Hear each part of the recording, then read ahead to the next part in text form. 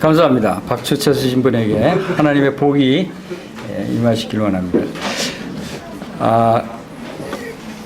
이렇게 서울 대학로 교회 성도들과 함께 교제해 주신 하나님께 먼저 감사를 드립니다. 사실 대학로 교회 처음부터 굉장히 오고 싶었어요. 대학로교회를 늘 마음에 두고 또 기도했던 그러한 기억도 있고 성도님들이 이렇게 또 주님 안에서 참 아름답게 그렇게 모임을 이루고 주님을 섬기고 있는 그 소식들을 들을 때마다 참 주님께 감사를 드렸습니다. 대학로교회처럼 이렇게 짧은 기간 동안에 이렇게 많은 성장을 이룬 교회가 우리 모임 안에서 참 드물죠. 주님께서 성도님들의 헌신과 기도와 또한 이러한 섬김의 모습을 통해서 교회가 많은 부흥을 이루고 있다라고 생각이 됩니다. 오늘 말씀을 교제할 내용은 마지막 시대의 하나님의 경륜에 대해서 하나님께 말씀을 상고해 보기를 원합니다. 요한일서 2장 18절 말씀에 아이들아 지금은 마지막 때라 적그리스도가 오리라는 말을 너희가 들은 것과 같이 지금도 많은 적그리스도가 일어났으니 그러므로 우리가 마지막 때인 줄 아노라. 우리가 마지막 때 또 주님 오실 때가 가까웠다는 말씀을 많이 듣고 있습니다. 또 많이 실감하고 있죠. 근데 얼마나 실감하고 있는지 자신을 돌아볼 때 사실 너무 계속해서 오랫동안 같은 이런 말들을 들어서 그런지 사실 제 마음도 많이 무디어져 있었던 것 같습니다. 그런데 세상 되어지는 일들을 바라보면 또 이렇게 깨어나기도 하고 어제도 일본의 대지진이 났죠. 이틀 사이에 큰 지진을 통해서 또 마지막 때 일어날 일들을 예고하는 그러한 모습들을 우리가 바라봅니다. 정말 마지막인가? 하나님 말씀은 어떻게 말씀하시고 또 이 세상은 어떻게 돌아갈 것인가? 이런 부분에 있어서 우리가 좀 더 실감할 수 있으면 우리의 신앙생활의 모습이 좀 달라질 수 있겠다 하는 생각을 하게 됩니다. 그래서 오늘 말씀을 통해서 주님께서 또 이러한 부분에서 참 주님의 오심이 가까운 것을 실감할 수 있는 그러한 기회가 되기를 원하는 마음이 있습니다. 우리는 이런 생각들을 많이 하죠. 언제 주님이 오시는지, 이 시대가 정말 마지막 시대인지, 미래에는 어떤 일이 일어나는지, 인류는 이 지구에 언제까지 존재할 수 있는가, 마지막 시대에 하나님은 어떤 계획을 갖고 계시고 마지막 시대에 교회의 사명은 무엇인지, 이런 부분에 대해서 우리가 많은 생각들을 하게 됩니다. 요한계시록 1장 1절에서 3절 한번 보이시면 같이 읽어보겠습니다. 시작. 예수 그리스도의 계시라. 이는 하나님이 그에게 주사 반드시 속히 일어날 일들을 그 종들에게 보이시려고 그의 천사를 그 종 요한에게 보내어 알게 하신 것이라. 요한은 하나님의 말씀과 예수 그리스도의 증거 곧 자기가 본 것을 다 증언하였느니라. 이 예언의 말씀을 읽는 자와 듣는 자와 가운데 기록한 것을 지키는 자는 복이 있나니 때가 가까움이라. 주님은 마지막 때의 일, 주님이 다시 오시는 그 일에 대해서 반드시 속히 일어날 일, 주님이 오실 때 이 세상은 하나님의 심판으로 아마 큰 환난을 겪게 될 것을 말씀하고 있습니다. 그런데 그 일이 반드시 일어날 일이고 속히 일어날 일이다라고 말씀하고 있습니다. 우리는 이러한 말씀들을 읽으면서도 정말 반드시 속히 일어날 일인가 하는 것을 사실 실감하지 못하고 살아가고 있지 않은가 하는 생각을 하게 됩니다. 이 자리에는 많은 성도님들이 계실 뿐만 아니라 또 아마 구도자도 있으리라고 생각이 됩니다. 아직도 예수 그리스도를 믿지 못하고 있는 그러한 분들도 이러한 말씀들을 통해서 정말 예수 그리스도를 믿지 않으면 이제 곧 이 세상이 심판에 임하게 된다고 하는 사실을 여러분들이 알고 예수님을 믿는 그러한 귀한 시간이 되기를 간절히 바랍니다. 이러한 질문들을 여러분들이 하실 수 있어요. 믿지 않는 분들은 어떻게 하면 구원을 받을 수 있습니까? 라고 하는 질문을 하게 되죠. 또 믿는 분들은 어떤 질문을 하게 됩니까? 어떻게 하면 하나님을 기쁘시게 섬길 수 있을까? 또 다른 질문을 하는 분들도 있죠. 어떻게 살아가야 하는가? 주님을 믿는 사람들도 어떻게 이제 마지막 때를 살아가야 하는가? 이러한 분들에 대해서 질문들을 합니다. 그러나 이 세 가지 질문이 다 그 답이 동일한 답이다라고 하는 것을 우리가 생각해 볼 수 있습니다. 어떻게 구원을 받을 수 있습니까? 그것은 사도행전 16장 31절 말씀대로 주 예수 그리스도를 믿으라. 그리하면 너와 네 집이 구원을 얻으리라. 예수 그리스도를 믿어야 구원을 받는다고 하는 믿음을 말씀하고 있죠. 어떻게 하나님을 기쁘시게 할 수 있습니까? 믿음이 없이는 하나님을 기쁘시게 할 수 없나니 하고 히브리서 11장 6절에 말씀하고 있습니다. 하나님을 기쁘시게 해드리는 것도 믿음이 있어야 되는 것이죠. 어떻게 살아가야 될까? 그것은 바로 믿음으로 말미암아 살리라 하는 말씀을 우리가 생각할 수 있습니다. 모든 사람에게 다 믿음이 필요한 것이죠. 우리가 이 마지막 때라는 것도 믿음이 없이는 이 마지막을 실감할 수가 없는 것입니다. 여러분들이 하나님의 말씀을 통해서 이 믿음을 갖게 되면 얼마나 다행입니까? 그러나 사람들이 이 말씀을 믿질 않아요. 저도 이 무뎌져 있던 마음을, 이 마지막 때에 한 마음을 정신이 바짝 들게 새롭게 깨달은 그러한 일이 있었어요. 그것을 오늘 여러분들에게 소개를 해드리고자 합니다. 자, 계시록 1장 3절 말씀에 이언의 말씀을 읽는 자와 듣는 자와 그 가운데 기록한 것을 지키는 자는 복이 있다라고 하는 이 말씀은 무슨 뜻입니까? 미래를 알고 준비하는 자는 복이 있다라고 하는 말씀입니다. 말씀을 읽고 듣는 것은 미래에 어떤 일이 일어날 것인지를 알아야 된다는 것이죠. 그리고 그 가운데 기록한 것을 지키는 자는 무슨 뜻입니까? 미래가 어떤 일이 일어날 것을 알았다면 그 미래에 대해서 준비를 해야 되죠. 하나님의 말씀에 무엇을 하라고 하는가는 순종해야 되겠죠. 그런 자들에게 복이 있다라고 하는 말씀입니다. 미래를 알고 준비하는 자는 복이 있다. 저는 이렇게 해석을 했습니다. UN 미래 보고서에 대해서 오늘 말씀을 드릴 텐데, UN 미래 보고서에도 어떤 말이 있냐면 미래의 흐름을 볼 줄 아는 개인과 기업, 국가만이 미래를 준비할 수 있다. 미래에 어떤 일이 일어날지를 알아야만 그 미래에 대응하고 준비할 수 있겠죠. 이 세상 기업들도 또 개인도 또 그리스도인들도. 우리는 얼마나 미래에 대해서 알고 있습니까? 여러분들이 미래에 어떻게 될지를 얼마나 알고 있습니까? 이 부분에 대해서 오늘 시간이 허락되는 대로 주님의 말씀을 살펴보겠습니다.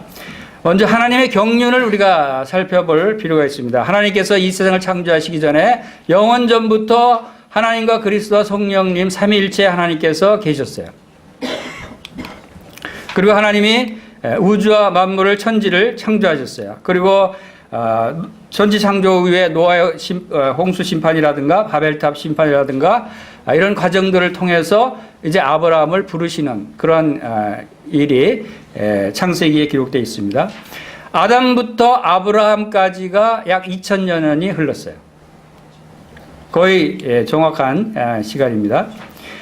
그리고 아브라함부터 예수 그리스도까지 이스라엘 백성들을 통해서 하나님께서 율법을 주시고 예수 그리스도를 나타내시고 계시하시면서 그 계시된 말씀대로 그리스도께서 이 땅에 오시고 십자가에 죽으시고 죽은 지 사흘 만에 부활하셔서 승천하신 이때까지 기간이 약 2000년이 흘렀습니다. 그럼 4000년이 지난 것이죠. 그리고 승천하신 후에 약속대로 성령님을 이 땅에 보내주셨어요. 그래서 성령님이 오신 후부터 이제 이 세상은 그리스도인들에게 교회의 시대다, 은혜의 시대다.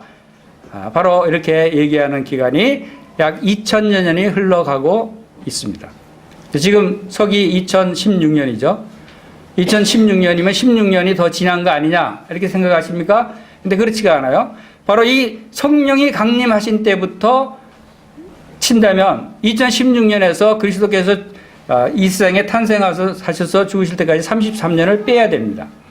그래서 교회 시대는 지금 약 2000년에서 17년 정도 모자르는 아직 모자르는 시기에 와 있다라고 생각이 됩니다. 17년 후면 2000년이 채워지게 되겠죠. 2000년. 이게 우연으로 이렇게 끊어질까요? 저는 이것이 우연이라고 생각하지 않습니다. 하나님께서 분명히 하나님의 경륜에 따라서 하나님의 계획된 시간표에 의해서 진행되고 있다고 생각이 됩니다. 이제 교회 시대가 끝나고 주님이 재림하실 때, 그리고 그 전에 7년대 환란이 이 땅에 있을 것을 말씀하고 있습니다. 그리고 다시 천년 왕국이 있다. 2000년 더하기 1000년 하면은 몇 년이죠? 7000년이죠. 하나님의 계획은 7000년으로 계획하고 계시는 것이 아닌가 하는 생각을 하게 되죠. 그리고 이제 천년 왕국 후에 심판을 통해서 지옥에 갈 그런 믿지 않는 사람들이 지옥을 가게 되고, 믿는 사람들은 영원한 하늘나라의 새 예루살렘 성으로 가게 되는 영원한 세계로 가게 됩니다. 이것이 전체 하나님의 경륜이에요. 우리는 이런 영적인 영의 세계에 대한 시야를 넓게 볼 필요가 있습니다. 영원 전부터 영원 후까지. 놀라운 것은 하나님께서 이 영원 전부터 여러분들을 택하시고 부르셨다는 것입니다. 지금 시대, 지금 오늘날 시점이 바로 교회 시대의 마지막 시점이다라고 본다면, 여기에 대해서 다니엘이 예언한 부분을 잠깐 또 살펴볼 수가 있습니다. 다니엘이 70일의 예언에 의하면 다니엘이 그 9장 24절에서 내 백성과 내 거룩한 성을 위하여 이런 이래를 기한으로 정하였나니 허물이 그치며 죄가 끝나며 죄악이 용서되며 영원한 의의가 드러나며 환상과 예언이 응하며 또 지극히 거룩한 이가 기름 부음을 받으리라. 자, 이 지극히 거룩한 이가 기름 부음을 받으시는, 지극히 거룩한 이가 바로 예수 그리스도를 의미하는 것입니다. 예수 그리스도께서 기름 부음을 받으신다는 것은 예수 그리스도께서 바로 이 땅에 재림하시는 그때를 말씀하고 있다고 봅니다. 그렇게 해서 그때까지 70일에를 정하셨는데, 바로 그 중에서 이제 예루살렘 성 재건이 시작한 때부터 메시아가 이 땅에 오셔서 끊어진 시점까지가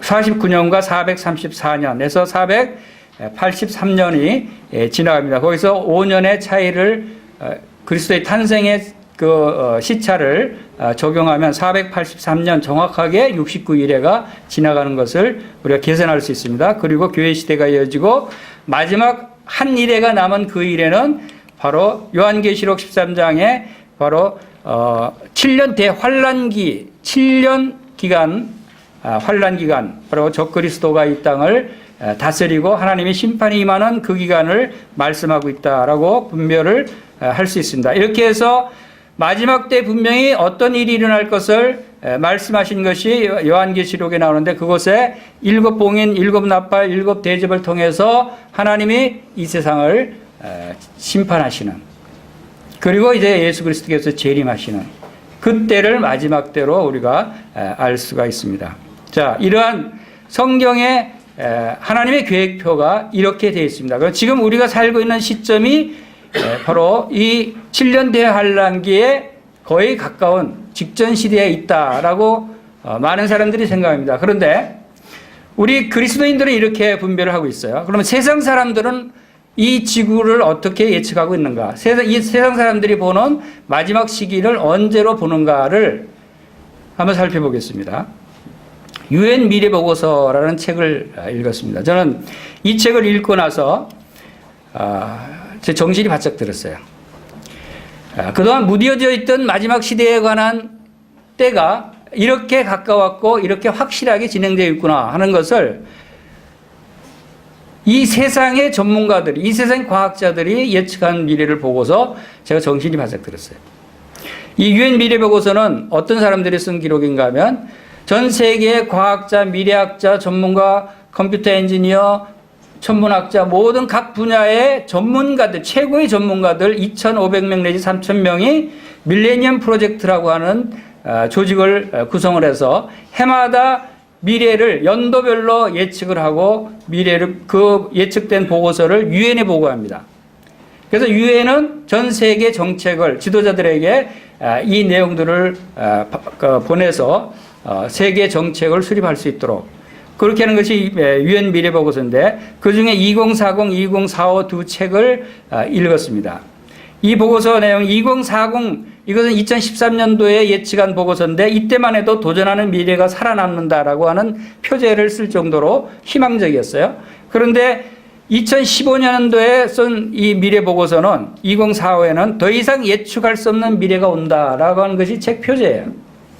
그만큼 심각해진다는 것이죠. 그래서 저는 이 두 권의 책을 우리의 영적인 분야, 성경과 관련되어 있는 마지막 시대에 성경과 관련되어 있는 분야만을 요약을 했습니다. 이 책에는 사회 전 분야, 정치, 경제, 사회, 과학 여러 분야에 걸쳐서 각 분야별로 예측이 되어 있는데 그중에 제가 관심 있는 부분들을 요약을 했고 또 이 그림을 그리다가 이 칸이 모자라서 2060년도까지만 제가 요약을 했습니다. 그런데 이것이 우연히 2060년도가 또 놀라운 예측 보고가 있는 것을 또 발견하게 됐어요. 자, 먼저 우리가 잘 아는 애완동물의 칩 삽입이 의무화된다 하는 것은 우리가 많이 들은 얘기죠.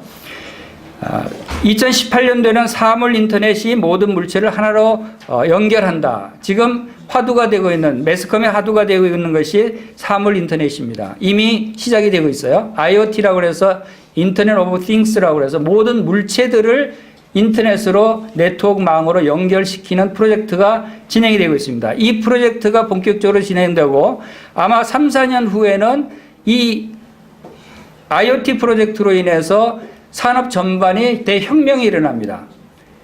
지금은 3차 산업혁명까지 진행되어 왔는데 이것으로 인해서 제4차 산업혁명이 일어납니다. 멀지 않았어요. 이것이 지금 벌써 매스컴에서 선진국들이 시작하고 있다고 떠들고 있는데 4차 산업혁명이 진행되면 거의 직업의 절반이 사라지고 제조업이 사라지고 은행이 사라지고 사라지는 것들이 거의 대혁명 수준으로 변화가 된다고 예측하고 있어요.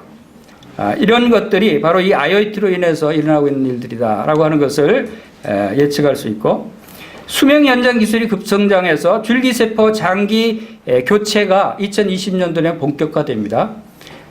내가 팔이 잘라져도 내 줄기세포를 통해서 내 팔을 만들어서 끼울 수 있다고 하는 모든 신체에 지금도 많은 장기들을 교체를 하고 있지만 본격적으로 줄기세포를 위한 장기 교체가 2020년도에 본격화된다라고 하는 것이고 그 다음에 뇌파를 통해 문자 메시지 전송이 가능해집니다. 지금 여러분 문자 메시지 치려면 힘들죠? 잘 안 보이고 근데 걱정하지 마세요. 조금만 기다리시면 4년 후에는 그냥 내 생각으로 뇌파를 통해서 문자를 보내버려요. 편리하겠죠? 그런데 문제는 그러한 부분에서 부작용들이 많이 일어납니다. 뇌의 바이오 컴퓨터 칩을 이식하는 시기가 2023년도 됩니다. 2023년도면 많이 남은 것 같지만 7년밖에 안 남았어요. 그러면 우리 머릿속 뇌에 컴퓨터 칩이 들어가서 그것으로 뇌를 동작시킨다고 하는 좀 무서운 얘기가 시작이 됩니다. IBM이 벌써 인간의 뇌를 닮은 칩 트루노스를 개발했어요. 그리고 사물 인터넷 혁명을 그것을 통해서 이끌고 있어요. 그리고 어제 뉴스에도 이미 그 머릿속에 칩을 삽입해서 시험하고 있는 것을 또 제가 보게 돼요. 이미 한 가지 말씀드리고 싶은 것은 지금 말씀드리는 유엔 미래보고서의 이 예측 연도들이 오히려 훨씬 더 빨리 진행되고 있어서 지금 이미 이 예측보다 더 빠른 것들이 나타나고 있는 것을 제가 보면서 놀랍니다. 그런 것들을 감안하시고 보시면 좋겠습니다. 세계 단일 통화를 2025년도에 사용하기 시작하고 동성결혼이 미국 전역에서 합법화되고 법적으로 인정됩니다.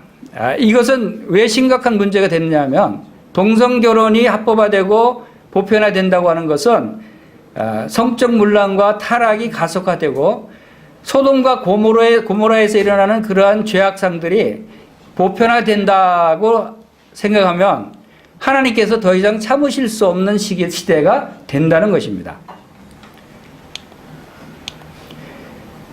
그리고 인간의 뇌이식이 가능한 것이 2025년도라고 예측하고 있습니다. 앞으로 9년 후에는 뇌를 이식합니다.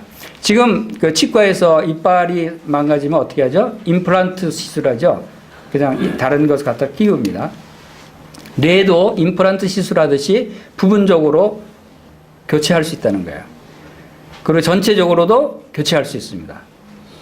자, 지금 문제는 뇌를 바꿀 수 있다고 하는 데서 사실 심각성이 이제 시작이 되는 것입니다. 여러분들이 이런 시기가 근데 먼 100년 후가 아니라 앞으로 10년, 20년 후에 이런 일들이 여러분들이 살아 계실 때 이런 일들이 일어난다고 하는데 사실 문제가 있습니다.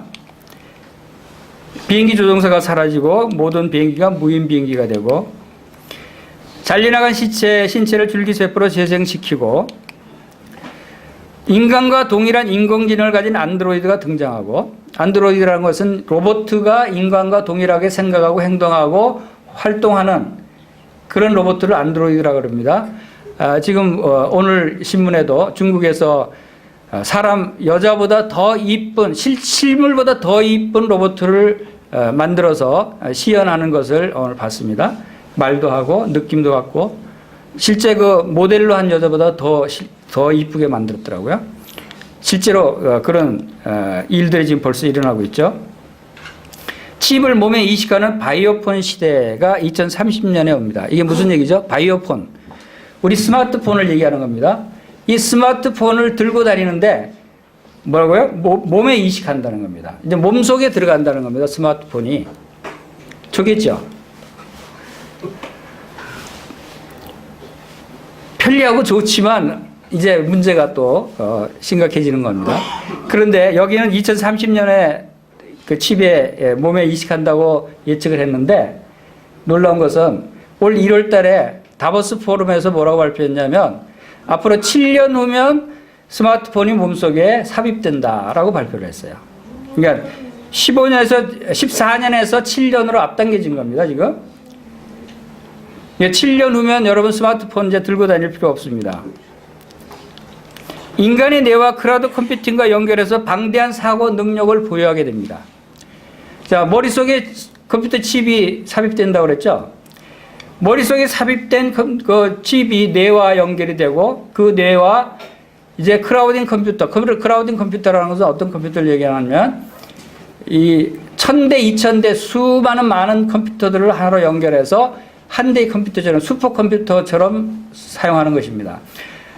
이번에 그 알파고 그 인공지능 알파고 컴퓨터도 1200대의 컴퓨터를 연결해서 크라우딩 컴퓨터로 바둑 대국을 한 것입니다. 자, 이런 엄청난 컴퓨터가 가지고 있는 엄청난 데이터, 빅데이터라고 하는 어마어마한 데이터를 내가 무선으로 다 내 머릿속에 가져올 수 있고 활용할 수 있다고 하는 거예요.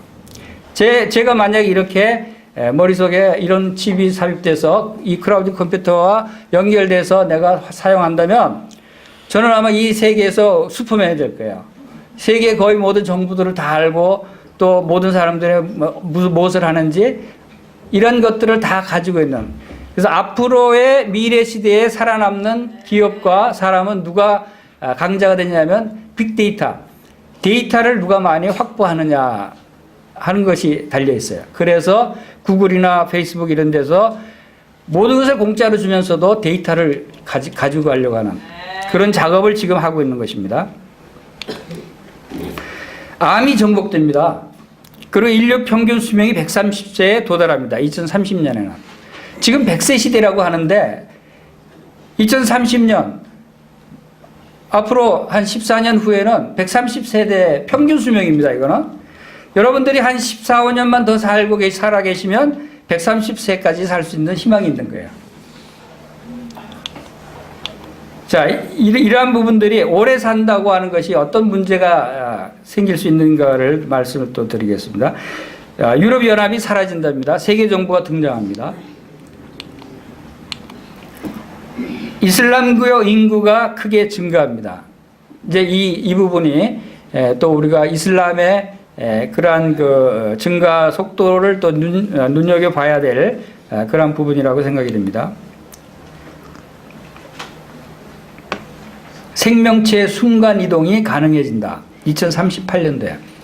이게 무슨 얘기죠? 제가 여기 있다가 갑자기 저 부산에 나타날 수 있어요. 얼마나 좋겠어요. 짠 하고. 근데 그게 가능하다는 거예요.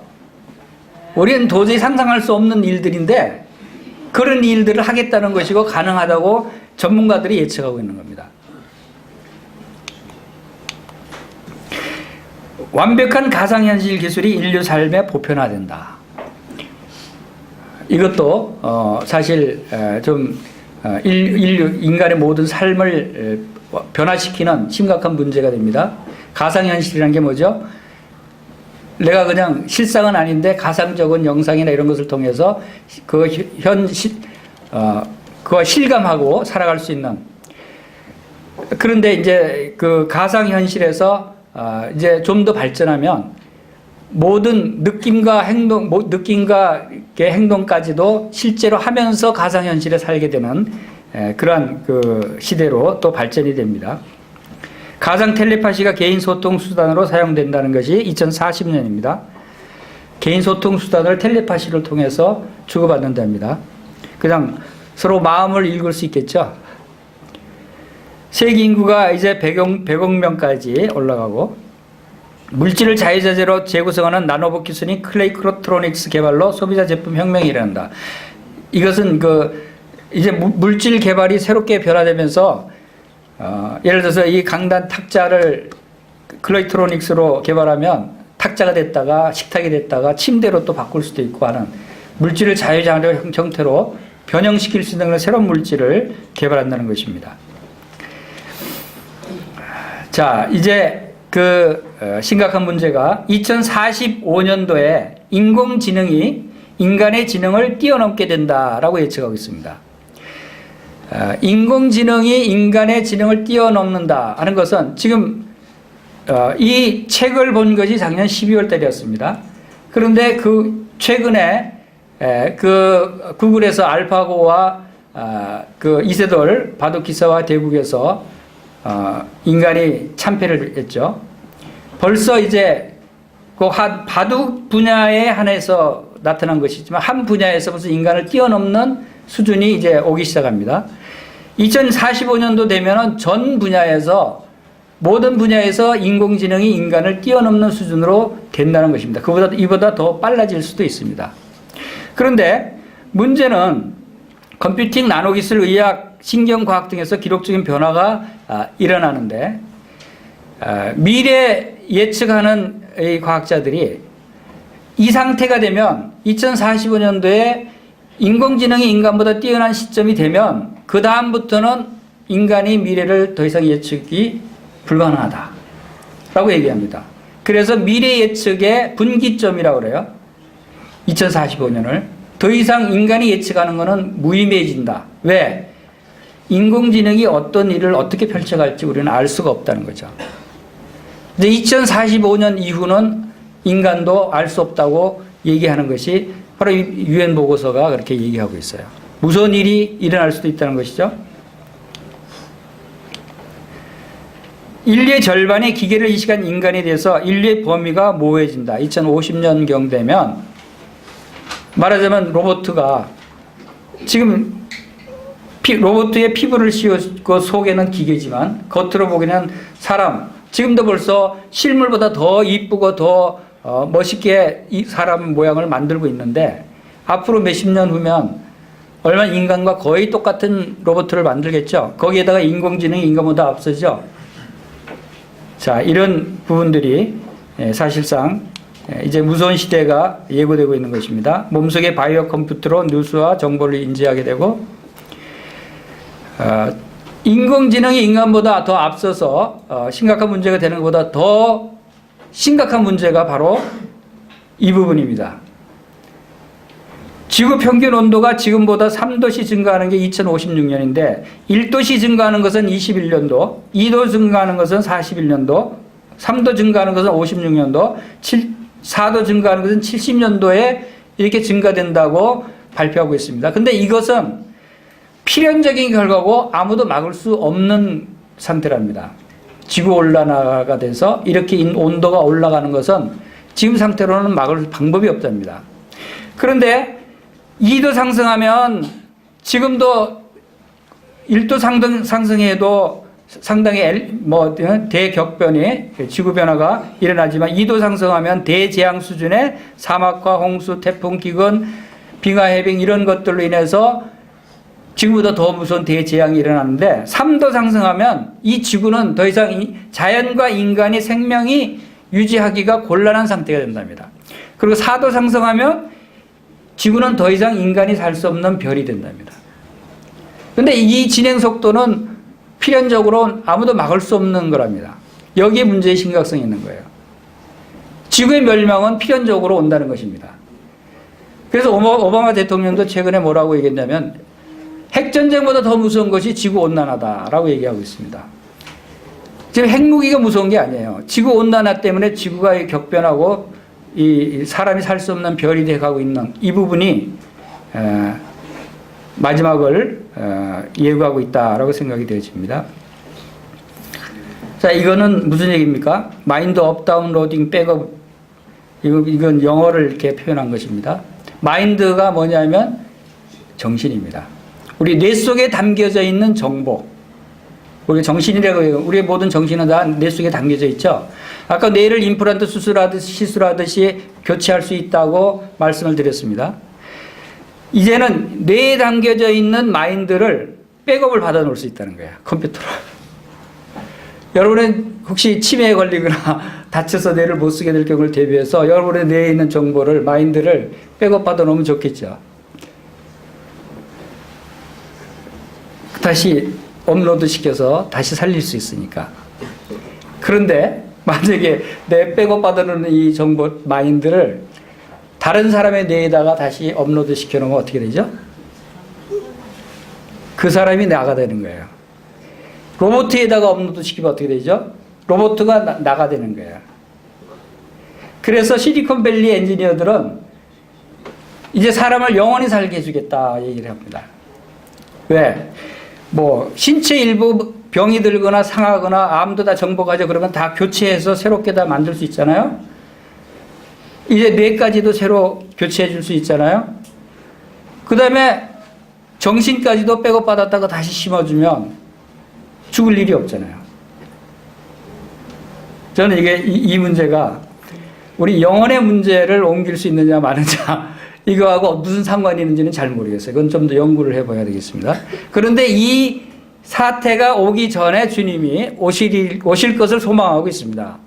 이러한 사태가 오게 되면 우리는 더 이상 우리 자신이 스스로 생각할 수 없고 스스로 의사결정할 수 없는 시대가 오는 것입니다. 주님이 그 전에 오시리라고 저는 소망하고 있습니다. 자, 이러한 부분들을 우리가 생각하면서 주님께서 정말 오실 때가 가까운 것이 아니라 진짜 오셔야 된다고 하는 생각을 하게 됩니다. 더 이상 예측할 수 없는 미래가 온다. 이렇게 해서 2060년까지 제가 잘라서 표를 만들었는데 최근에 이 옛날 그 신문 뉴스 기사를 발견했어요. 뉴턴이 2060년에 세계 멸망을 예언한 기록이 있더라고요. 1704년에 바로 뉴턴이 이런 예언을 했는데 성경의 다니엘서를 근거로 해서 2060년에 지구가 멸망할 것이다 라고 하는 그 예언을 했다는 것을 발견하게 됐습니다. 2015년 작년 5월 6일 날 수요일 조선일보 특집에 한 기사입니다. 인간은 정말 신이 되어가는 걸까? 인간은 점점 신의 영역에 도전하고 있고 그 방향으로 가고 있다라고 하는 것을 봅니다. 인간은 문자 그대로 자신을 신처럼 바꾸려고 할 것이다. 생명체를 설계하고 자신의 몸과 정신을 변형하는 이러한 일들을 지금 하고 있다고 하는 것입니다. 바로 이러한 그 유엔 미래 보고서에서 가장 지구의 그 마지막 멸망과 또 하나님의 심판에 관련되는 중요한 키워드를 4개를 제가 골라내 봤어요. 유전자 조작과 바이오공학과 인공지능과 지구온난화.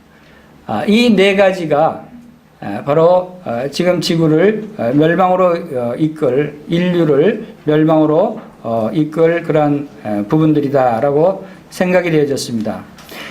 자, 그럼 하나님의 경륜은 앞으로 어떤 일들이 일어난다고 말씀하고 있습니까? 그것은 이제 교회 시대를 끝나고 휴거가 되고 7년 대환란기가 있고 주님이 재림하시고 천년 왕국이 이어질 것을 성경에 기록되어 있어요. 자, 이 시점이 정확하게 어느 시점에 서로 매치가 되는가는 제가 알 수가 없습니다. 그림을 그리다 보니까 이제 가운데 부분에 오게 됐는데, 주님이 오실 때가 어느 시점인가를 여러분들도 한번 예측해 보실 수 있을 거예요. 주님은 내일 오실 수도 있어요. 한 달 후에 오실 수도 있어요. 1년 후에 오실 수도 있습니다.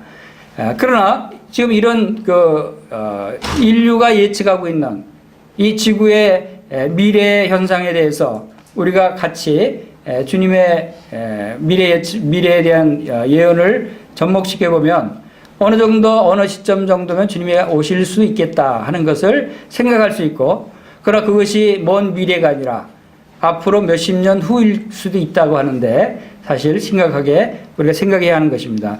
이 내용을 제가 조사를 하면서 제가 정신이 바짝 들었어요. 이게 주님이 오실 때가 정말 이렇게 얼마 남지 않았구나 하는 사실을 다시금 깨닫게 된 것입니다. 데살로니가후서 2장 3절에서 4절 말씀에 누가 어떻게 하여도 너희가 미혹되지 말라. 먼저 배교하는 일이 있고 저 불법의 사람 곧 멸망의 아들이 나타나기 전에는 그날이 이르지 아니하리니 그는 대적하는 자라. 신이라고 불리는 모든 것과 숭배함을 받는 것에 대항하여 그 위에 자기를 높이고 하나님의 성전에 앉아 자기를 하나님이라고 내세우느니라. 마지막 때 적그리스도가 성전에 앉아 하나님이라고 내세우는 그때가 있다고 하는 것이고, 적그리스도가 42개월 3년 반 동안 7년 중에서 전반 3년 반은 평화시대를 유지하다가 후반 3년 반에 이제 그가 본색을 드러내서 이 세계 사람들을 통치하게 되는 그러한 일들을 말씀하고 있습니다. 바로 이 적그리스도, 짐승이라고 표현된 계시록 13장에서 짐승이라고 표현된 적그리스도의 이 성경에서 묘사하고 있는 말씀 그대로 그림을 그려본 것입니다. 이 표범과 같다 그랬는데 그 중에 머리가 7머리가 있고 10뿔이 있다. 이것은 곧 강력한 통치권을 가진 적그리스도 모습을 보게 되고, 표범과 같다고 하는 것은 정복에 신속하다, 빨리 정복한다 하는 것입니다. 이러한 부분에서 우리가 또 미래의 그런 적그리스도 세력들을 예측할 수 있습니다. 고메발은 강력하고 무자비하죠. 사자의 입, 탐욕과 잡아 죽이고 짐승의 왕의 역할을 하죠. 이러한 모습이 짐승 적그리스도가 나타날 그런 모습이다 하는 것이고, 우리가 잘 아는 손등과 이마에 666 적그리스도의 이름의 수나 짐승의 표를 새긴다라고 하는 말씀이 나와 있죠. 이제 손등과 이마에 이러한 칩 삽입해서 그런 걸 통제하는 것은 이제 지금도 아주 쉬운 방법으로 발전이 된 것입니다. 그리고 이 666이라는 숫자가 아니고 바로 이러한 짐승의 이름의 표다라고 해석하는 분들도 최근에 있습니다. 이 표의 의미는 뭔지 아십니까?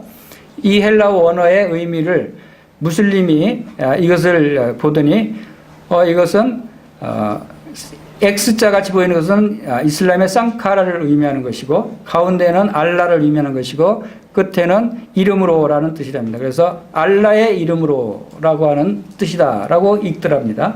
가르쳐 주지도 않았는데.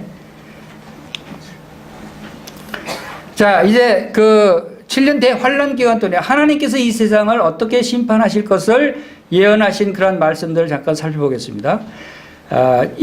세 가지 심판 중에서 7 봉인 심판에 첫째는 흰말, 정복하는 능력, 또 전쟁, 기근과 기아의 고통이 임할 것이고, 온역과 죽음, 그리고 순교자가 생길 것이고, 해가 검게 타고 검게 되고 달이 피같이 변하는 이러한 일들이 일어난다고 말씀하시고, 7 나팔 심판에서는 우박과 불과 피로 땅의 3분의 1이 타버리고, 불붙은 큰 산이 바다의 3분의 1이 피가 되고, 숲별의 물의 3분의 1을 독으로 오염시키고, 태양과 별의 3분의 1이 어두워지고, 황충원이란 첫 번째 화, 사람 3분의 1이 죽임을 당하는 두 번째 화, 세 번째 화, 이러한 일들이 7 나팔 심판에 일어난다 하는 것입니다. 이러한 그 심판의 모습들이 지구 온난화와 또한 핵전쟁이나 또한 그 인공지능으로 인해서 일어나게 될 여러 가지 환란들, 이러한 부분들이 이러한 하나님의 심판의 모습과 또 흡사하게 나타나는 것을 보게 됩니다. 악하고 독한 헌대가 또 바다가 피로 변하고 강이 피로 변하고 태양으로 인한 심판, 암흑과 고통, 또 강이 마르고 대지진, 우박, 이러한 것들이 성경에 예언되어 있는 하나님께서 이 세상을 심판하실 현상들입니다. 우리가 이러한 것들이 바로 재난의 시작이 벌써 지금도 우리가 시작됐다는 것을 알고 있죠. 바로 어제도 그저께도 일본에서 대지진이 나서 우리나라 부산까지 그 지진 여파가 흔들렸다고 하는 그러한 보도를 보면서 이런 것들이 바로 징조들이 아닌가 하는 생각을 하게 됩니다. 구체적으로 7년 대환란기, 마지막 때의 시작이 되기 위한 성경에 말하고 있는 징조들을 몇 가지 정리를 해봤습니다. 데살로니가전서에 말씀하고 있는 적그리스도가 하나님의 성전에 앉아서 다스리기 위해서는 하나님의 성전이 있어야 되는데 지금 성전이 없어요. 이스라엘 예루살렘에는 황금돔 사원이라고 하는 이슬람 성전이 있을 뿐이에요. 그러면 이 일이 일어나려면 먼저 성전이 지어져야 됩니다. 그래서 이스라엘의 제3성전 건축 계획이 지금 거의 완벽하게 끝나서 한 15년, 20년 후에는 건축이 예상된다라고 예측을 하고 있습니다. 그런데 그 자리에 지금도 지을 수 있는데 왜 못 짓냐? 이슬람의 황금돔 사원이 있기 때문에 못 짓는 거죠. 그 사원을 폭파시키고 지으면 되는데 폭파시키면 어떻게 되죠? 세계전쟁이 발생하죠. 그래서 많은 전문가들이 예측하기를 이슬람과 이스라엘이 서로 평화조약을 체결할 것이다. 그래서 그 자리에 공존하자. 이슬람 사원도 있고 하나님의 성전도 같이 짓자 라고 하는 시나리오가 진행이 될 것이다 라고 봅니다. 그것이 더 가능성 있는 시나리오죠. 두 번째, 하나님의 경륜을 7,000년으로 볼 때 교회 시대가 2,000년이 거의 가까워지고 있다. 지금 아까 산술적으로 계산했을 때는 17년 남았어요. 근데 그것이 어느 정도 정확한지는 모르겠습니다만 교회 시대가 17년 더 있으면 2000년이 채워집니다. 적그리스도가 세계를 통치하기 위한 종교, 정치, 경제, 과학, 의료, 군사, 무기, 사회 모든 조건들이 갖춰질 시기가 다가오고 있는 것입니다. 미래학자들도 2045년 이후에는 미래를 예측하기 불가능하다 라고 예측하고 있습니다. 이 시점 전후를 우리가 주시해 볼 필요 있죠. 지구 기후변화, 이러한 것들이 바로 7년대 환란을 시작할 징조들이다라고 보여집니다. 한 가지 더 말씀드리고 싶은 것은 적그리스도의 출현이 어디에서 나타날 것인가 하는 것도 사실 제가 이 자료를 연구하면서 이 자료는 제 개인적인 의견입니다. 적그리스도가 출현할 수 있는 세력이 어디서 나타날 것인가 하면 이슬람 제3성전을 건축하기 위해서 이스라엘과 이슬람이 서로 평화조약을 체결하면서 세력이 등장하게 될 세력이 이슬람 세력이다. 그리고 지금 성전 자리에 기득권을 가지고 있는 세력이 이슬람이기 때문에 큰 영향력을 발휘할 것이다 라고 하는 예측과, 그리고 향후 이슬람 세력은 계속 확대가 돼서 전 세계 인구의 25%가 이슬람 무슬림이 된다는 예측입니다. 기독교는 점점 지금 줄어들고 있습니다. 꾸란이 말하자면 이슬람의 경전이죠. 불신자들은 목을 치라고 기록되어 있어요. 꾸란 9장 5절에 금지된 날이 지나면 너희가 발견하는 불신자마다 살해하라. 그들을 포로로 잡거나 포위할 것이다. 너희가 전쟁에서 불신자를 만났을 때 완전히 학살할 때까지 그들의 목을 쳐라. 꾸란 4장 89절에 그들을 포획하고 그들을 발견한 대로 살해하라. 이게 그들의 경전이에요. IS가 지금 이런 일을 하고 있는 것이 그들은 자기네들 경전을 잘 순종하고 있는 거예요. 이게 이슬람의 모습이에요. 이게 적그리스도의 모습과 흡사하다고 생각이 되어집니다. 그리고 박해가 시작되고 종교가 온전히 알라의 것이 될 때까지 성전하라, 전쟁하라는 것입니다. 신속하게 정복하고 무참히 반대파들을, 불신자들을 살해하고 두려워하게 하라는 것이 그들의 전략입니다. 그들이 공개적으로 기독교인들을 살해하고 화형시키고 목을 자르고 하는 이 일을 왜 합니까? 군대와 말로서 너희가 할 수 있는 한 그들에게 대항할 준비를 하라 하셨으니 이것으로 알라의 적과 너희들의 적들과 그들 외에 다른 위선자들을 두렵게 하라. 세계 모든 사람들로 하여금 두렵게 하기 위해서 이 일을 공개적으로 하고 있는 것입니다. 이것이 요한계시록 13장에 나타나는 짐승 적그리스도의 모습과 비슷한 것입니다. 그때 짐승의 표를 받지 않는 사람들을 다 처형하고 두려워하게 하고 하는. 자, 이 세상은 하나님이 창조하셔서 우리가 살고 있는 이 세상이 영원히 지속되는 세상이 아니라 바로 말씀으로 불사르기 위하여 심판의 멸망의 날까지 보존해 두고 계신 것이다 하고 베드로후서 3장에 말씀하고 있죠. 사랑하는 자들아, 죽기는 하루가 천년 같고 천년이 하루 같다는 이 한 가지를 잊지 말라. 그리고 12절에 보면은 그날에 하늘이 불이 타서 풀어지고 물질이 뜨거운 물에 녹아지려니와, 그리고 새하늘과 새 땅을 우리에게 주시기로 약속을 했습니다. 이 지구는 멸망할 수밖에 없습니다. 이 지구는 하나님께서 다 불사르고 멸망시킬 것을 예언하고 있습니다. 그래서 바로 이 지구는 사라지고 없어지고 새하늘과 새 땅이 도래합니다. 이것이 그리스도인들이 영원히 거하게 될 이러한 새하늘과 새 땅인 것입니다. 우리는 이런 소망을 갖고 있다고 말씀드리고 싶습니다. 여러분이 아직 이런 소망이 없습니까? 여러분이 이 지구 멸망 때 하나님의 심판 가운데 있을 수밖에 없다면 여러분 자신이 지금 바로 어떠한 위치에 있는 걸 알아야 됩니다. 반기문 유엔 사무총장이 연초에 인생은 펜션 여행과 같다라고 이야기한 적이 있어요. 펜션 여행 한 2, 3일 동안 펜션에 여행 갈 때 그냥 옷가방만 간단하게 들고 가서 거기에 있는 집 모든 기구들 다 누리고 있다가 2, 3일 후에 돌아올 때 다 버려두고 그냥 오죠. 우리가 이 지구에 살다가 가는 것도 이 지구에 여러분들이 집을 누리고 자동차를 갖고 그 모든 것들을 다 갖고 있다 할지라도 여러분이 하늘나라 갈 때는 다 버려두고 간다는 것입니다. 지구를 떠날 때. 그런데 지구에 떠나는 지구의 출구가 하나밖에 없어요.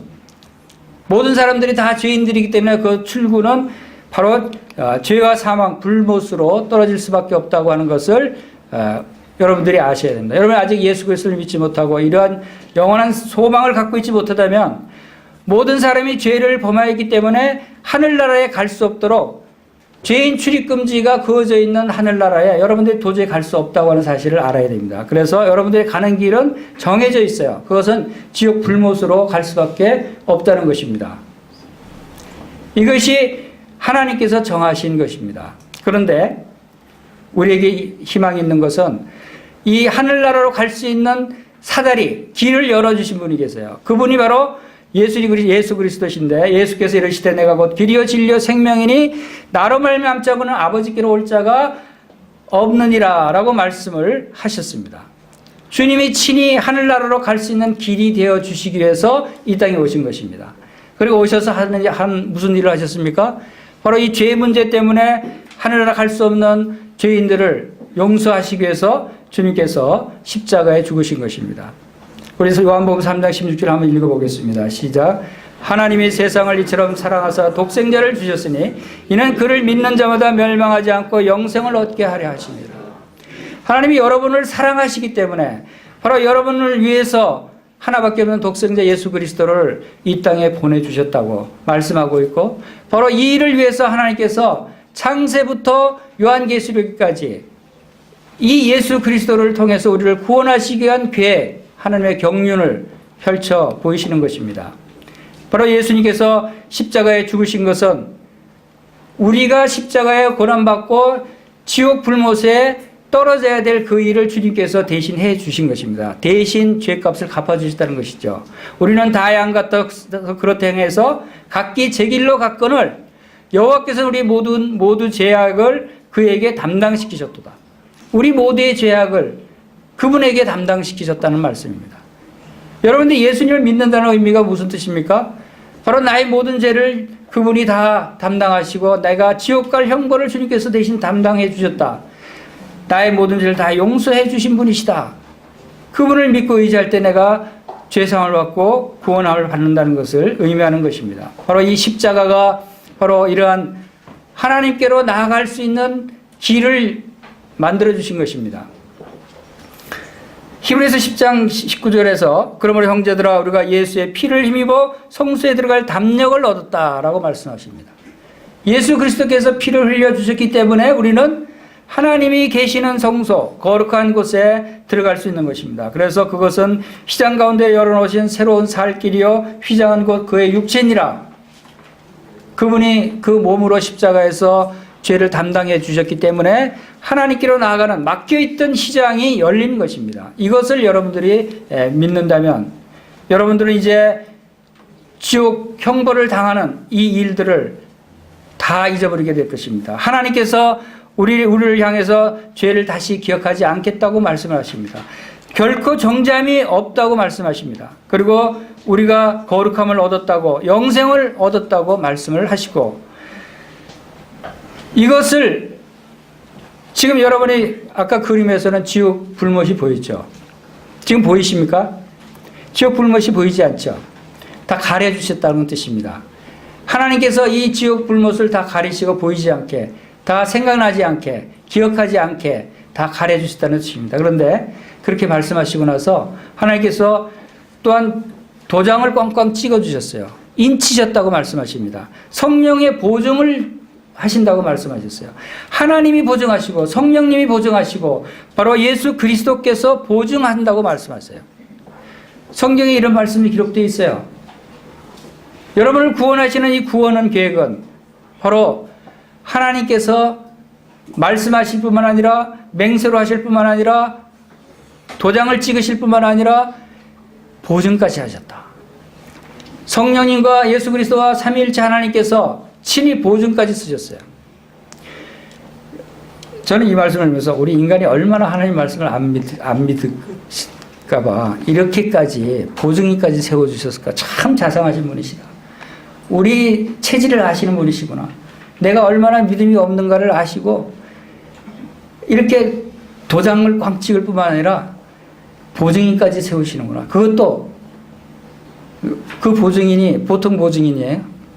여러분 은행에 돈 빌릴 때 보증인 없으면 못 빌리죠. 돈이 확실하게 있는 사람을 은행은 보증인으로 삼습니다. 여러분 하나님 같은 보증인이 있어요? 예수님 같은 보증인이 또 있겠어요? 성령님 같은 보증인이 또 있겠어요? 여러분의 죄를 다시 기억하지 않겠다. 결코 정죄함이 없게 하겠다. 영원한 생명을 주겠다. 여러분이 예수 그리스도를 믿으면 이것은 바로 하나님께서 친히 말씀하신 보증이 되신 말씀이다라고 말씀하시는 것입니다. 데살로니가서 5장에서도 이제 마지막 때가 가까운 것을 우리에게 말씀하시면서 6절에 보면은 데살로니가서 5장 6절에 그러므로 우리는 다른 일과 같이 자지 말고 오직 깨어 정신을 차릴지니라. 이제 정신을 차릴 때입니다. 여러분들이 믿지 않으셨으면 이제 정신 차리고 믿으셔야 돼요. 믿으신 성도님들은 정신 차리고 깨어 기도해야 됩니다. 그리고 믿음으로 살아야 됩니다. 믿음으로 말미암아 하나님을 기쁘시게 해드리는 삶을 살아야 하는 것입니다. 우리는 낮에 속하였으니 정신을 차리고 믿음과 사랑에 호신경을 붙이고 구원의 소망에 투구를 쓰자라고 말씀을 하십니다. 네, 이상으로 말씀을 마치겠습니다. 감사합니다.